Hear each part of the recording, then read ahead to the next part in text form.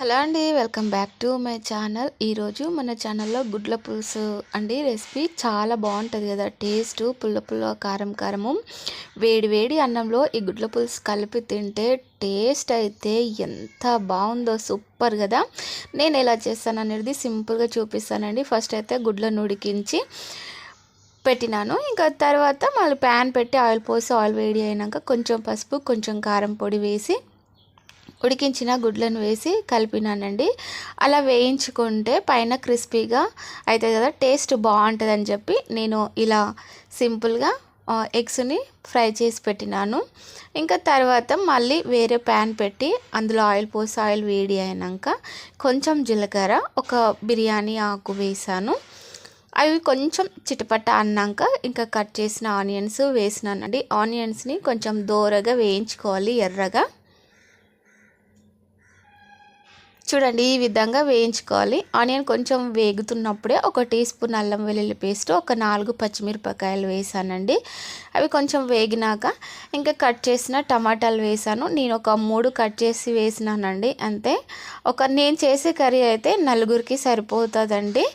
ఇంకా మన ఇంట్లో ఎంతమంది ఉన్నారో చూసి చేసుకోవాలండి కర్రీ. అందరూ అన్ని కొలతలు చెప్పరు కదా.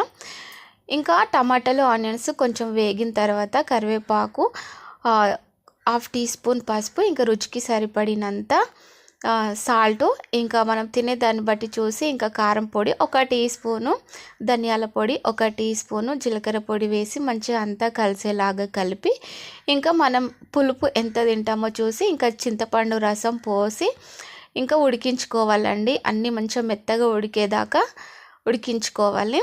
చూడండి కంప్లీట్గా ఉడికింది. ఆనియన్స్ టమాటాలు అన్నీ పర్ఫెక్ట్గా ఉడికినాయండి. ఆయిల్ పైనకి తేలింది కదా. ఇప్పుడు మనం ముందు ఫ్రై చేసి పెట్టుకున్న ఉడికించిన గుడ్లను ఇప్పుడు ఇందులో వేసి ఒక 2 నిమిషాలు ఉడికించుకోవాలండి. మంట సిమ్లో పెట్టి ఉడికించుకోవాలి. ఒక 2 నిమిషాలండి, అంతే.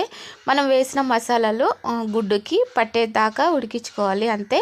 ఇంకా లాస్ట్లో స్టవ్ ఆఫ్ చేసి లాస్ట్కి కొంచెం గరం మసాలా, కసూరి మేతి వేసి ఇంకా స్టవ్ ఆఫ్ చేసి దింపేసుకోవడమేనండి, అంతే. ఎంతో టేస్టీగా ఉండే నా స్టైల్లో ఎగ్ పులుసు అయితే రెడీ అయ్యిందండి. నేను ఇప్పుడు వేడి వేడి అన్నంలో కలుపుకొని తినడమేనండి. టేస్ట్ అయితే చాలా బాగుంటుంది. మీకు నచ్చితే ఒకసారి ఇలా తప్పకుండా ట్రై చేయండి. ఎగ్ పులుసు కర్రీని చాలా బాగుంటుందండి టేస్టు.